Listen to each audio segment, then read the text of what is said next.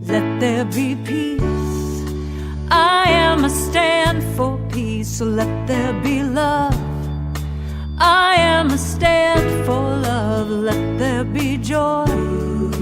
I am a stand for joy. We are making a new world now.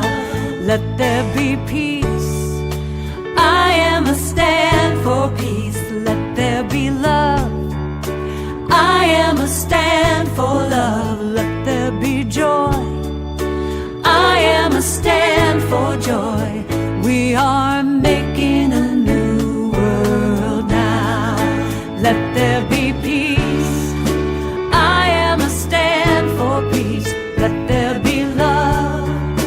I am a stand for love. Let there be joy.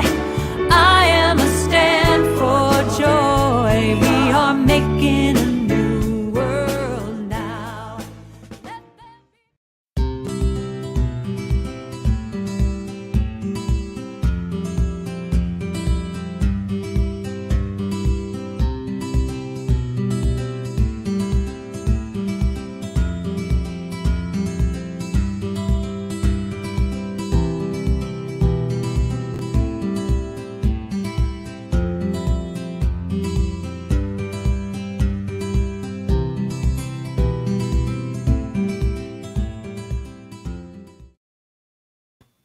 Good afternoon and welcome to Finding the Joy in the Journey. My name is Gina Krupka and I am blessed to be a practitioner in service on this wonderful network that brings the truth and the light out in amazing ways. So finding the joy in the journey. I have been at this point, this show has been on just over a year. And it amazes me how our guests have helped me find greater joy in my life. They make me look at things differently.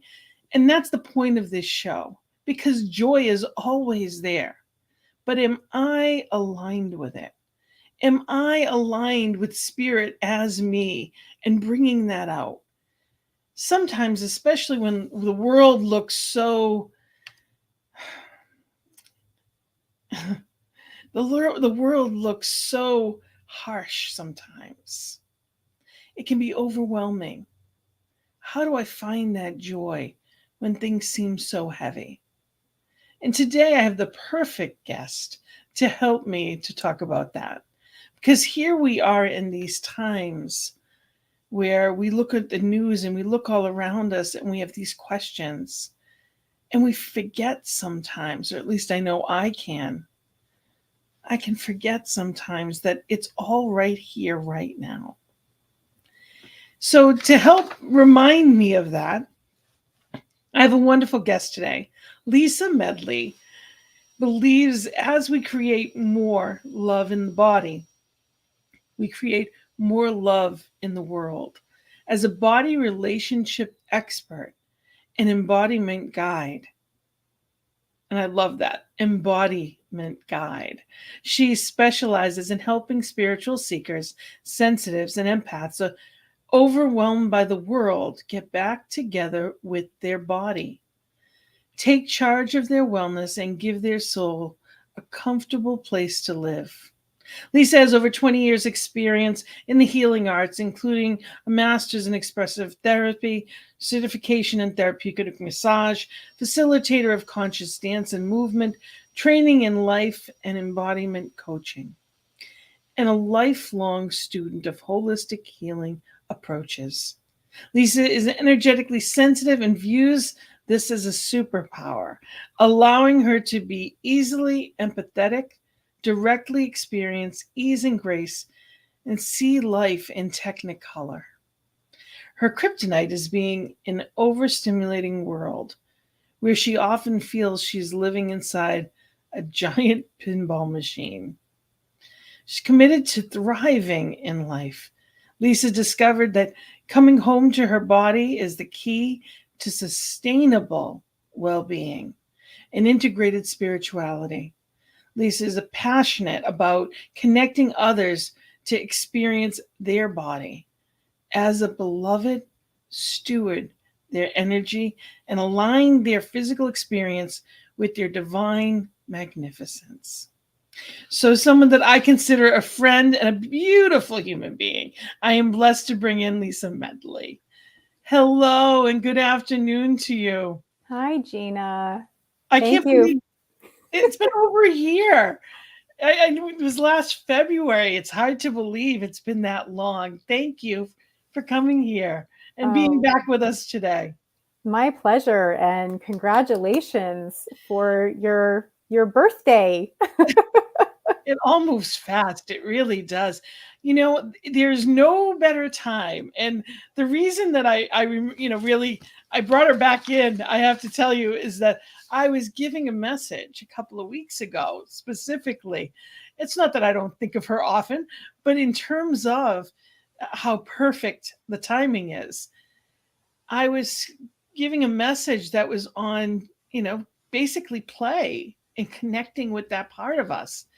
And as we're watching this constant bombardment of war, as we're watching these things that are beyond my comprehension and certainly an assault to my senses, but they are what's happening on the outer. It's what I see. I said, well, how do I go from that to play? How do I teach myself and give myself permission to do this? And I got your email. And if you're not on her email list, I encourage you strongly to take the time to sign up and go to solisticarts.com, because it is a wonderful tool that you send out. And on that, what you were talking about, you had given 5 tips for intense times. And boy, oh boy, are we in some intense times right now. Oh, And there's a lot more than 5. And I have learned, and as you offer, in your teachings and messages, that we can only absorb so much at one time. So, for today, even if there's one that really resonates with you that, may support you, or even just affirm of like, okay, yeah, like I'm on the right track, or, this is a powerful tool in my toolbox. I mean, it's not an exclusive list is my point.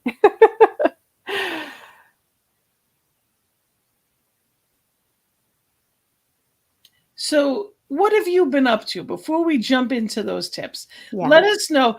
Tell us what's been going on in your world since then. Yeah. So, well, I mean, I guess since, I was here last, or, in the recent past, like really any other human being on the planet, going with the flow, that's really, when people ask, oh, how are you? Or that's my go-to. I mean, I've long since saying I'm fine. Like that's a whole other show. There's lots of things, and that's just an authentic response. Like I'm going with the flow. And sometimes the flow is, I'm cruising and, just cruising along, and I can, the flow is like a easy ocean wave, right? And other times I'm, surfing high. Sometimes I'm like flailing and keeping my head above water. The whole gamut of the divine human experience, right? So when I say I'm going with the flow, that's like an authentic answer. And it depends on how much time people have and what, how they really want to know in that moment, right? And so, on a personal note, like I practice what I preach.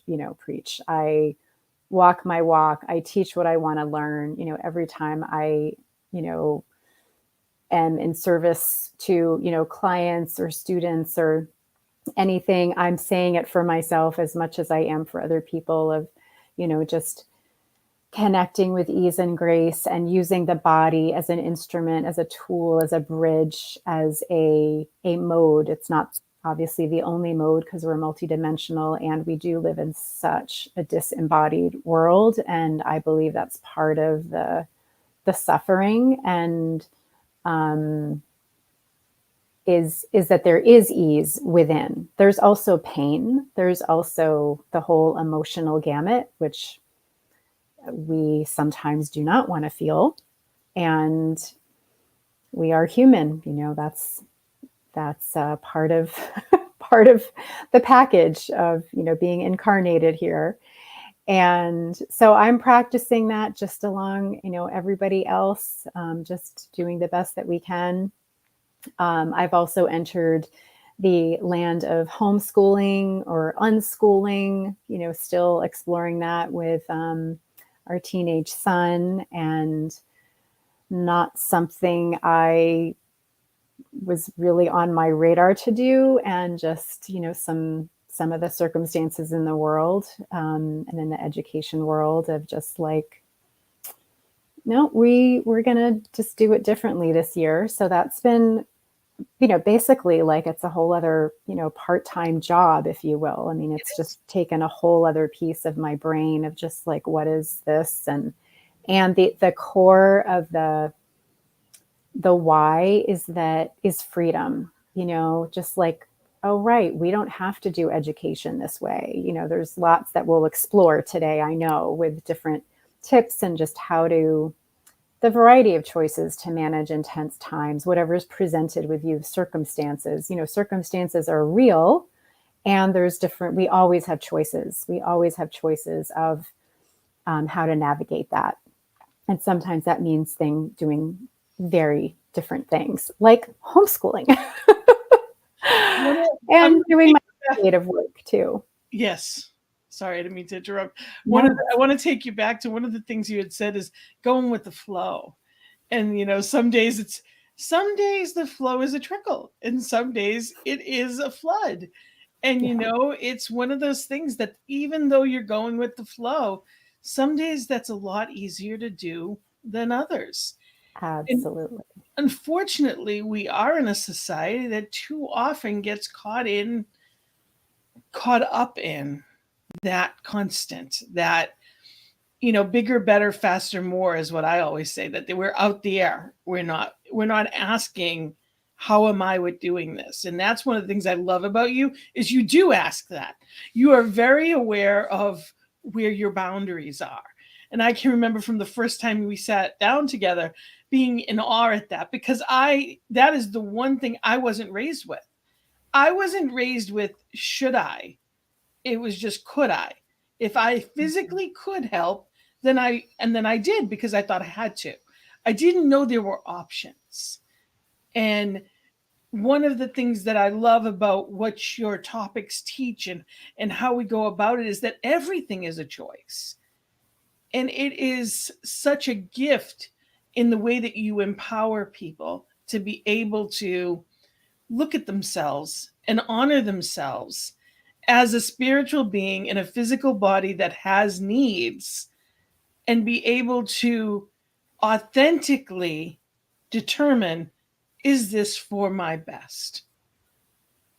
Like, that was so out of my zone. I had never, coming into these teachings about 11, 12 years ago, I had no concept of what that was. A foreign language to me. I would have laughed that off, because I didn't even know that people really did that, because I was raised self-care was selfish. So now there's a whole nother world that is open to me, where I understand to be fulfilled doesn't mean filling my schedule. It means filling me. Yeah. So I love how you live your life, and you are that. You do practice what you preach. When you know you've had enough, I remember you telling me, I went to a hotel for the night, and I'm like, you just went to a hotel for the night. And I was in awe at this, that you left my husband took, your husband had your son, and that was that. I went to a hotel for the night. It was a me day. And the concept of that was so foreign to me, but I admired it. I was just so floored by the self-awareness of that, because whatever your husband needs, you would make sure he had it. So why wouldn't you have it? And wouldn't we want that for our best friend? Wouldn't we want that for our daughters? Wouldn't we want that for the people we care about in our lives? That they be refilled however they need to. And that awareness, it was just that stark awareness that I was never taught that. So I appreciate your skills in that, your ability to know yourself well enough, because we can give from the empty cup, but what are we giving? Yeah. And at what cost? I spent many years depleted to the point that I ended up sick. Yeah. I ended up with over a dozen tumors in my kidneys because I never took care of me or asked for help. So I all the more appreciate when I see people, I marvel at what people, when they get it in this way. So thank you for modeling that. Thank you. Thank you. And that's, you know, as I wrote, you know, in my bio and as you read, it's always, it's such a interesting experience to hear it. It's like, oh yeah, I wrote that, right. And that, you know, the authentic, true, empowering, and vulnerable truth of just, you know, coming to terms with my own, you know, nervous system and physiology and my embodiment, you know, of that. It is a superpower for sure. I wouldn't have it any other way, because I do get to just, you know, marvel at these two little birds on, you know, branches outside my window earlier today. I'm just like, oh, look at them, you know, and because it was just playful and just experiencing life, you know, in that moment, like, and that's a blessing of being that sensory aware. And, you know, living life like I'm inside a giant pinball machine is just as real. And it's less so. So for me, it's been, I mean, honestly, Gina, it was a, like, I gotta do something different, you know, like I'm not comfortable in my own skin. And because of being so sensitive and being so sensory aware, hyper aware often of what's happening within, is like, I can't tolerate it for very long. Yeah. And, you know, I've gone in and out of various numbing choices as well, and still that's do where from time addictions to come from. time. That's where addictions come from. Yeah. Life on life's terms, when it becomes too much for us to handle on a conscious basis, that's where we start reaching outside for what we can't, we're not accessing within. So that's where addictions of all kinds, it's that something to cover up or numb whatever's going on the inside. Because if I'm not accessing it, I'm not, you know, well, more must be the answer. And I cover it up. Yeah. Yeah. And that's, you know, to your point, like, I mean, I drank the same Kool-Aid, you know, I'm a recovering martyr. I'm a recovering perfectionist. I'm a recovering workaholic, you know, like I know I'm here to shift that trajectory, you know, of, I mean, we have a son, I don't have a daughter to follow me, but just representing, you know, just changing the trajectory of women. I mean, certainly men, like every human, of just really coming back to our nature. I mean, that's really what I stand for, whatever gender identity you are. Yes. I mean, we all have different ways life impacts. And at the end of the day, we're divine human. We have physiology. We have direct access to joy and peace and love and bliss and ecstasy. Just like, I mean, we all have access to it. And the environment that, you know, we've been brought up in. And, you know, that was, you know, one of my, I don't know if we want to start going there, but that was like one of my first tips, is just like, cut yourself some slack, you know, like, let's go jump in before okay, cool. Cut yourself, exactly. Cut yourself some slack. That's tip number one. Tip number one. And, you know, let me put that in the context of what we're talking about here, is that our culture, like, I don't have enough words or swear words, which I won't speak, but we can imagine of just how ridiculous and how ancient the programming is around disconnecting and suppressing and therefore numbing and not being tuned in with our nature. You know, it's been thousands of years. Like, I'm not exaggerating. Like, this isn't a dramatic statement. Like, our environmental impact of our circumstances, of the mindsets, of the belief systems, of, you know, selfishness. You know, many years ago I looked up selfish in the dictionary, you know, selfish. And well, and then I looked up ish, you know, ISH.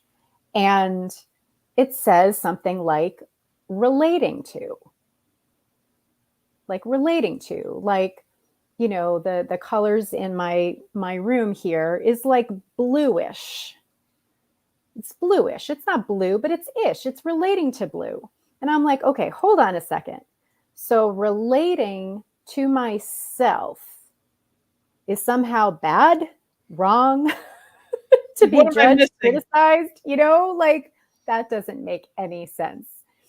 And so cutting yourself some slack is, I mean, just in general, like we are, you know, I use this, you know, divine human. I mean, that's part of my purpose, is supporting the both and of that. Yes. And particularly around the human aspect of it, because that's, you know, frankly, where I see our spiritual evolution happening, is that we fortunately, there's a lot of support and structures and centers and perspectives and paradigms and tools and practices that has allowed us to even remember to access joy and peace and grace and love, that's even possible. Like, there is more to life than this, And right? we're worthy of it. And we're worthy of it because it's who we are. We're part of the same stuff. We Yes. are one, right? The unification. And we are in human form. We are in physical form. You know, This I body, know this this. physical, you know, shell is holding divine, and it's a physical shell, you It know. is physical. So Well, if you crack the egg, it breaks. and within our physical, I'll say container, because it's certainly not empty. There is a lot going on in here. Our vessel, right? That we have as many tools, if you will, systems, physiological, energetic, that help us align with joy, with spirit, with all of what that is, all of what we are. Our body has ways to help us, support us to align with that. So it's doesn't have to be an out of body experience. You know, we don't have to go to, you know, use some practices that support that state of being, yet we're not actually here. We're on another plane or a different brainwave, which we need that. And we also need to descend as well. You know, like the ascension and descension simultaneously is another way to talk about it or think about it, is that that's just the reality. We have a body, our body has needs. You know, you use that beautiful word needs, of just, we do have needs, all the dimensions of ourself, and our body, every body needs nourishing food, water, movement, sleep, restoration. Everybody needs that. It may look different for you than for me, some aspects of that. You know, we have our uniquenesses, yet our body needs that. That's just part of the package. That's just part of who we are, just as much as our divine worthiness. We also are worthy enough to feel exquisite in our own skin. And it's being mindful too, that we often compare ourselves to past generations that didn't do what we do. You know, I've worked with many people that wanted to keep their house as clean as their mom and grandmother did when they that was their job. They were home full time. And now that you've got a full-time job plus running the kids all around, plus everything else that you do, and you're doing all of that. So there's it cutting yourself some slack being mindful of how much you're doing and being realistic with what is mine to do. Absolutely. You should see my kitchen right now. Isn't And it it's supposed just to be, it's like supposed to every be a sign day, of genius, right? Isn't that a sign of genius? a sign of genius. If Yes, you have a messy kitchen, messy house, sure. Maybe that's just what I read messy somewhere. house. Yeah. Well, we could expand on that. Well, let's go to step 2. Okay, perfect. Connect with nature. That's Connect why with my nature. kitchen is the way that it is because I love that point of, just different generations. And, it's certainly as women, and I'm not excluding men by this conversation, and just women's roles Yes. were in the house, like traditionally, right? The majority of it, right? And not even that long ago. I mean, it still blows my mind that you have only had like just over 100 years with the right to vote. That literally blows my mind. It's and it wasn't Right. even a generation or two ago, depending upon how old you are. It's not like it was 4 generations removed. 2 generations ago, usually women stayed home. Yeah. It was just what that was the expectation.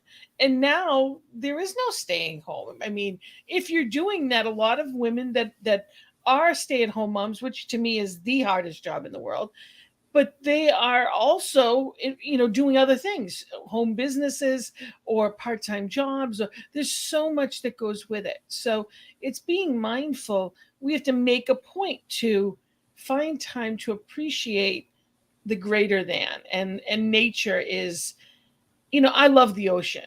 I don't particularly like Mm, sand, so I go and watch the ocean.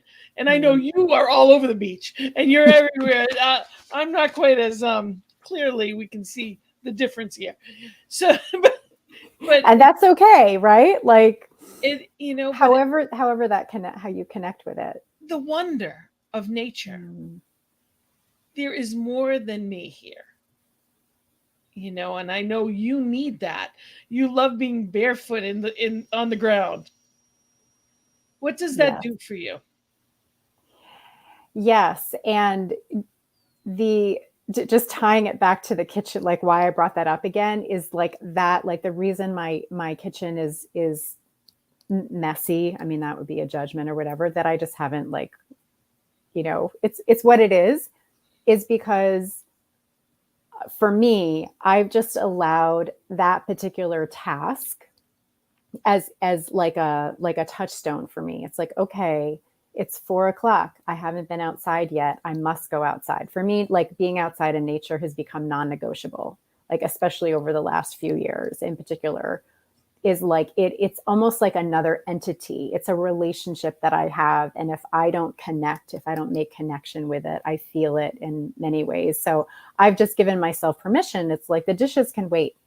That kind of stuff, it can just wait. And that I've just allowed myself for that paradigm to shift, right? Because my life is fuller, and that I do have so much more opportunity and freedom and choices and responsibilities, or I like to say responsibilities to in my life. And so nature for me, yes, it's like it connects us to, it can give, well, I'll speak for myself. For me, it gives me that perspective of, just what you like, similar to what you were saying, of that I'm part of something bigger.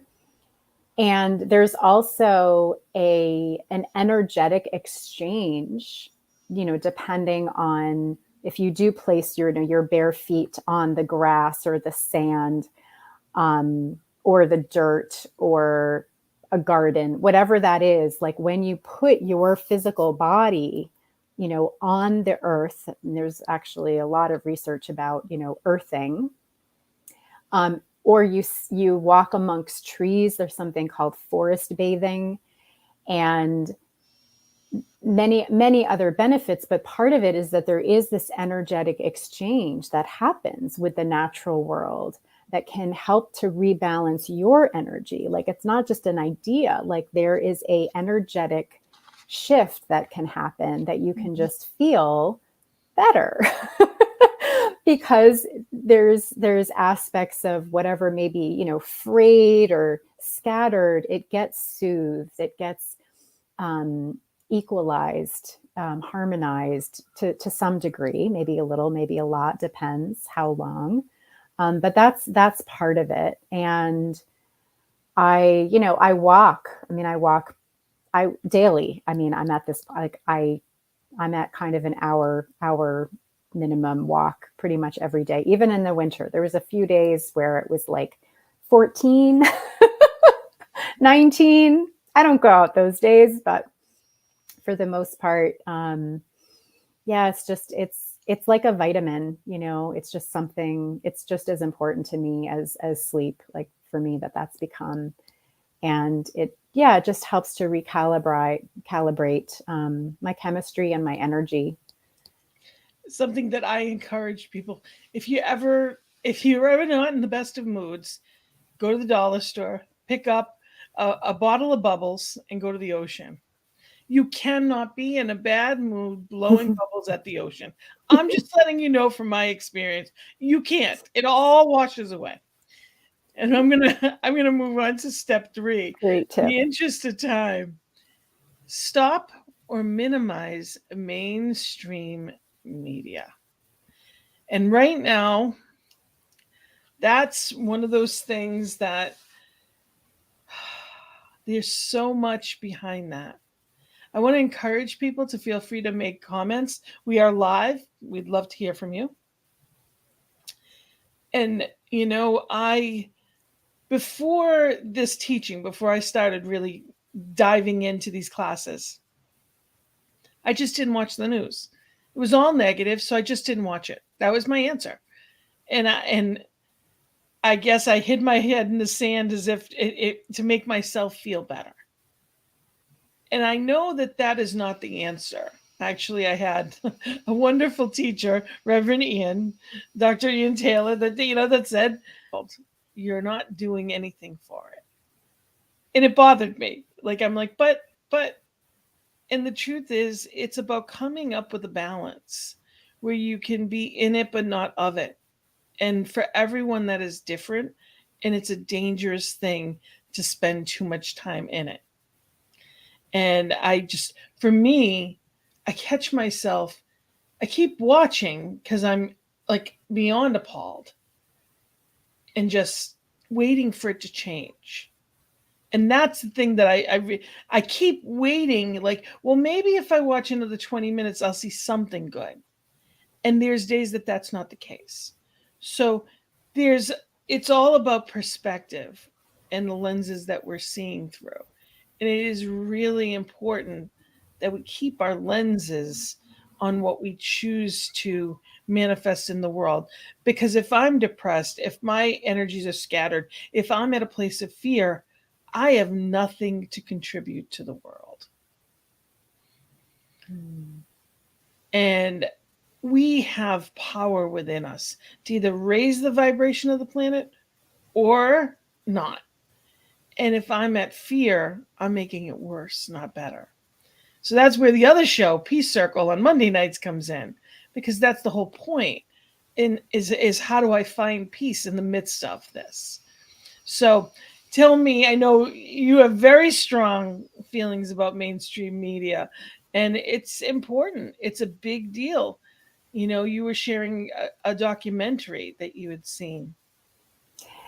Yeah, you know, my strong feelings really have just developed really over the last couple of years, just going down a lot more rabbit holes of what's really happening in the world. And it is not all of what it appears to be.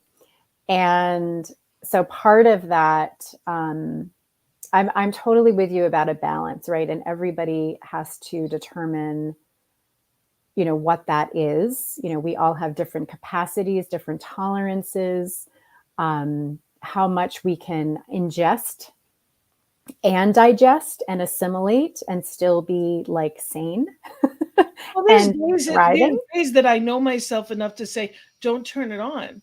If I'm not in the right place, I can't go down that rabbit hole. So it's knowing yourself well enough to, am I in the place to be able to do this right now? Yeah. Yeah. And the piece that where I have that I can even, write that as a tip. I mean, I haven't watched the news in a very long time because it impacted me negatively. And like, well, that's not helpful. So for me, it also has been a self-care, choice. And more recently, I have learned more of how the mainstream media works and kind of who's pulling the strings. And I'm making broad generalizations here. So I'm not saying every news person, every channel, it's not all or nothing. And there's the documentary that I was referring to earlier, and we talked about earlier, is called Monopoly: Who Owns the World, or Who Really Owns the World. And it's something you can look up. Yes, thank you, Gina. And that really helped me understand. It's about an hour, so it's totally doable, and it's very presenting that there's really just a handful of people, companies, like literally maybe even less than a handful, that are funding our media, our food industry, our pharmaceutical industries. And so they're a handful of people or organizations, companies, of course, there's more people in that, are deciding what they want you to see. So not only is it determining, do I want to watch the news? Like, do I want to get a pulse on what's happening in the world? There's also a lot that is scripted, manipulated. The imagery clearly is very toxic, and I'm not saying it's all not happening. And it's just coming from a very, very narrow perspective, and all kinds of psychology around it, and it just perpetuates this fear cycle. Again, I'm not saying put your head in the sand and just pretend la la la la, there's nothing happening. Clearly, we need to see, we need to know what's really happening, and just with that kind of cut yourself some slack. It's a little bit, I just had this image of Wizard of Oz. There's a little bit of that Wizard of Oz, the Oz behind the big curtain that's saying, this is what's happening. And it's like, well, let me just peek behind the curtain and really see what's the whole other story. There's a lot more to whatever issue at hand. And so it's just being aware, or increasing that awareness, if you so choose, just to be curious, and just to know that, even just notice all the commercials in whatever channel you watch, because they are the advertisers that are sponsoring this channel that's telling you this slice of the story. I mean, that's just basic economics, right? And so, and this documentary kind of speaks to that, things that you can look up yourself if you want to, dig a little bit more. And there's lots of alternative, I guess, media, different, Rumble, BitChute, Brighteon, that I've discovered that will just give other sides, so for our intellectual understanding, and also just for our mental, emotional, balance, that there is an aspect of the mainstream media that is intentionally perpetuating and manipulating fear. And it's very intentional, and it's not the whole picture. So it's just taking it with a big grain of salt, and then going out into nature and other ways that you take care of yourself. And that, I've been talking with my mom, because she, grew up watching the news, and her father watched the news. And we think, and I used to expect also, of like, oh, well, if I see it on, the mainstream channels, then that's what's true. And if the conversation changes, then that means something has changed. But that's just not necessarily the case. And I've been sharing with her, and I'll wrap this piece up, that if you're waiting to hear about something that's changing, and if you're waiting to hear it on the news, it's not going to happen. Like, well, there is change happening, and there is a lot of good. I'm not saying that.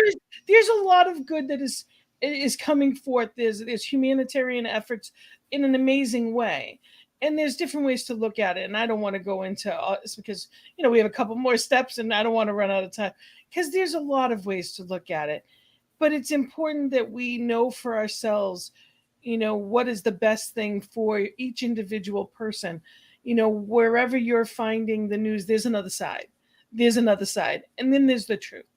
So it's finding it in the best way that you can, that's not going to harm us mentally, physically, and also being aware and being a consciousness of good in the world. I think it's so important that we remember that wherever there is one that hurts, we hurt, because there's only one of us. That is truly what New Thought is all about, is knowing the unity. And in that unity, the best way that we can bring that about, it's always said in the mainstream media has always been, if it bleeds, it leads. They're looking for the ugliest parts of humanity. It doesn't mean that I have to get stuck in them. And Absolutely. That's the important thing that we can, I always share. I think that social media can either be a sore, where you're literally looking at the trash of society, or you can be looking at the best of it. As you're seeing newborn children, as you're seeing all the good in the world. So what I always do is I share the good. You look at in my postings, it's a way for me to share good. We each get that opportunity. So where are you sharing the good? And I throw that out to people in there, and yes, be aware of what's going on around you. It's too important not to be. Yeah. It's a balance, as you say. I got ahead of myself. All right. I think I missed, here we go. 4 is to feel. Oh, that's a tough one. That can be a tough one. Well, and what that also means is to feel joy. Yes. Right? It's all of it. It's the whole. Because if you block the negative, you're also blocking the positive. Yes. You don't pick and choose. I spent most of my life, and I truly believe that the majority of my life, there was a level of denial. That's how I got through. That was my coping mechanism of life. I didn't allow things to hurt me, because they couldn't do that, because then I couldn't function. I didn't allow myself to feel whatever was going on, even pain. I didn't allow myself to physically acknowledge my own physical pain. So it got louder, and it got louder, and it got louder. And that's what happens. So that's a tough one, especially when you don't know you're being unconscious. Yeah. Yes. It's another area of the disembodiment, right? Because to feel, we need to be in our body. We need to, and what do I mean by that? I mean to experience the sensations that we're experiencing. And I personally don't call emotions bad or good or negative or positive. For it, like, I don't need to judge myself anymore with I'm feeling negative emotions. It just it doesn't work for me. It doesn't resonate with me. It just perpetuates it's just unhelpful from my perspective. How I do reframe it is that it's energy. Emotion is energy in motion.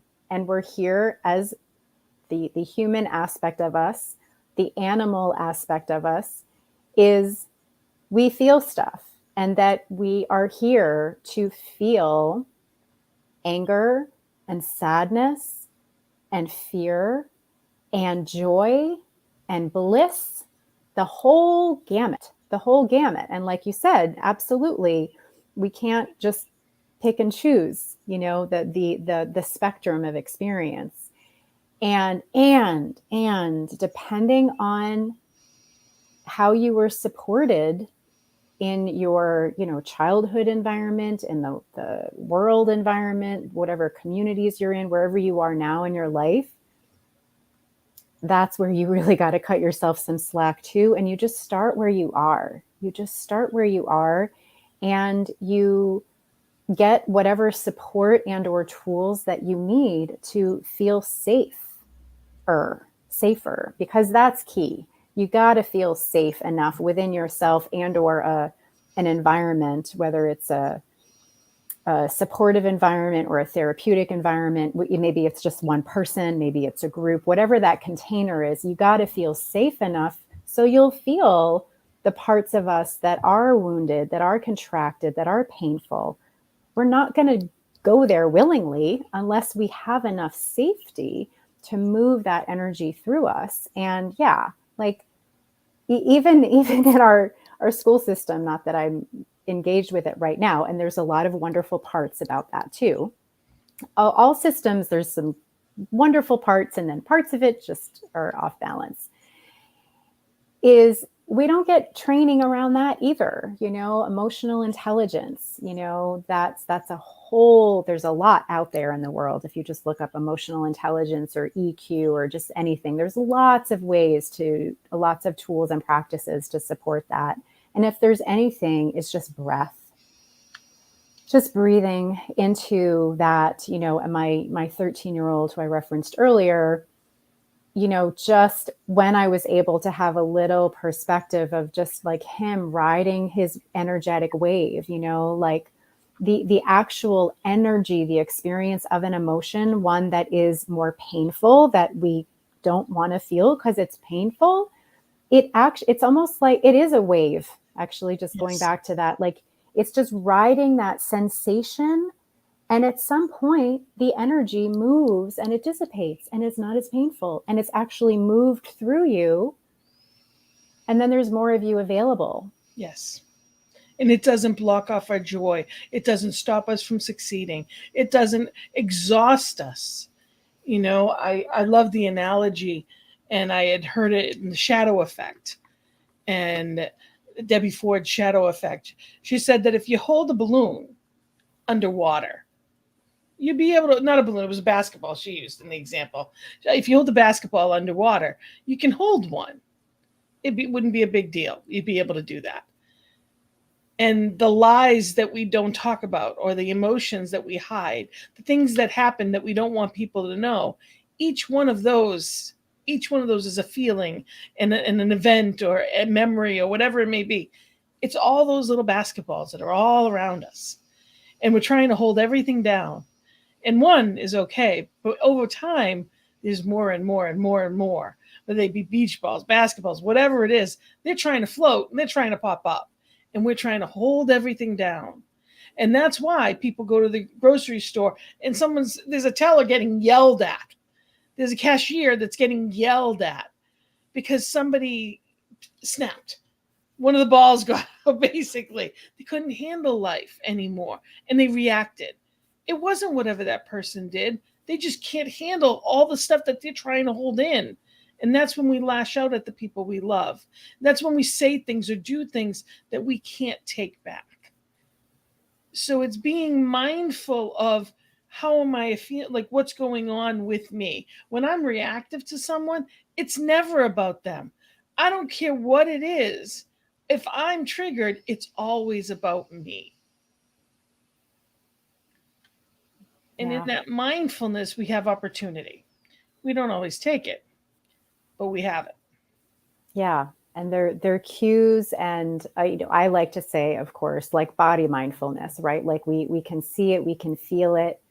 And they're, from another, perspective shift is your feelings are also their guidance. They're gold. They're Yep. gold to show you the parts of you that are wounded, that need healing, that need support. And maybe it's just the wiser part of you, the higher part of you, your higher self, your divine self, however you want to, whatever that is. We have lots of parts to us, right? Yeah. So the stronger parts of us can, reparent and tend and befriend those parts of us that are wounded. Of course. And or we get more support. Because I know for me, like there's some things I can process, I can move through myself. And then other times I need a bigger container. I need a safe, sacred place. We don't have perspective. Our lenses are skewed. So we get somebody else with that clearer perspective that can help us get out of the muck. And that's where, whether it's a psychologist or a counselor or a coach or a practitioner, all of these things help in different ways. And they're all wonderful. We are human beings that are meant to be together. So we're meant to be able to share with each other and help each other. And that inner child is still there. That child that went through whatever it went through is still there. It's up to us to heal. And as adults, it's only through feeling that we can. And I'm going to move along because we're take a time.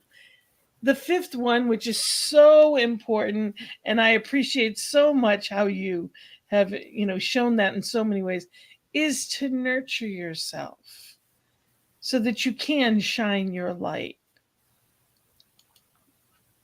And in nurturing ourselves, that comes in so many different forms. And we're going to give everyone permission to nurture themselves today. Yeah. Yes. And the permission in addition, to us supporting that in you, for me, being more connected to my body and what my body is telling me, and, where I'm just like I'm done and I can't do anymore. I don't have anything left, tuning into that, and it's been a process. It's been a practice, that's how I teach other people is just like, it's just like turning up the volume, like pretty much our culture keeps us at like 0 to 1 awareness of like what's happening in here, as we don't have a lot of support. So it's just like little by little by little by little. And your body gives you the permission. Like if you are cranky, if you are feeling frustrated, if you're feeling exhausted, depleted, impatient, just not yourself, scattered all over the place, whatever, that's a signal from your being that you need something. You need something to, that seesaw, you're out of whack. We're off balance, right? I mean, we have a lot of language just automatically, she or he's getting on my last nerve, or I have a pain in my neck, all of that is just language and again, guidance, it's a compass to just let you know your body is telling your truth of your inner experience, and your experience is your experience, and you get to have it, you get to feel it, and you get to fill your well in ways that work for you. Somebody's, coloring book extravaganza may be perfect for them, and it just may not like do it for you. So part of this nurturing yourself, and as you spoke to, Gina, like there's so many aspects to who we are. So, the essence of what I teach and what I support people in is 2 questions. How am I feeling and what do I need? How am I feeling? What do I need? All day long. Not all day long, but it's and what I mean by that, checking in with ourselves. We call it mindfulness. We call it mindfulness in New Thought. It's just being where we are and really being honest with ourselves. And it is so important, because if we don't respect ourselves, no one else will. There's no one else that's going to take the time that we need. They're not going to, we are the ones that have to have the boundaries. If you're good at someone's going to let it do it. If you're good at something, they'll say, sure, take that. If you say, oh, I can get that. Okay. They're not thinking, is it too much for you? If you're blessed and you've created your own tribe, you will be. I do have friends that'll say, isn't that too much? Aren't you doing this the day before? I do have friends like that, which amazes me because I wasn't raised with that. I didn't know that that was an option. And now I have friends that actually even ask me those questions. What a gift. Gift. Is that good for you? Is that going to be okay? Is that too much? Well, you've been doing so much. Why don't you just rest that day? And this is something that's part of my everyday conversation now, where I was not raised with that as an option. But I was also raised that on the weekends, people rested. I was raised that people got Sundays were off. Things were closed. That's when I was growing up. I guess I'm aging myself. But the point is that that's not our society now. It's now 24/7. There is no time of rest in that way. And now we have to make the time to nurture ourselves in whatever way that looks like. And I'm just going to show a slide real quick that I love, types of rest. There's physical rest where you're literally, you can sleep. Okay. But it's also, naps. It could be yoga. It could be meditation. And that can fall into mental rests as well, where, you're playing, your favorite music and affirmations. It's just taking a break in consciousness for a little bit of time. An emotional rest, where you share your emotions with someone that you love. You're really checking in with yourself, whether it's with a coach, whether it's with a friend or a prayer partner. You're really being in that place of getting care for you in a different way. Then we got social rest. Restore yourself by talking with friends and people that make you happy. Being social and having fun. We missed out on that for a couple of years with COVID, and we missed it. And creative rest, using your creativity. That could be art, that can be sports, that can be playing whatever game. That can be, for me, it's beads and jewelry making, and maybe it's painting or art or theater for you. And the last, spiritual rest. It's meditation, and it can help you to get that place within and go deeper and in that mystical place that still small voice can share. So there's different types of, and I know CSL actually is going to be going in for the theme this weekend. So check in on Sundays. We have that on CSL, several different centers. I think there's 7 or 8 centers that have service here on Sundays. So they're broadcasted or rebroadcasted. So I invite everyone to check those out. But we are running out of time, and it always goes by so fast. I just want to thank you, Lisa, for being here. And, these are wonderful tools. And I want to say that if go to soulisticarts.com, and I'm going to show your email address that people can actually reach out to you at lisa@soulisticarts.com.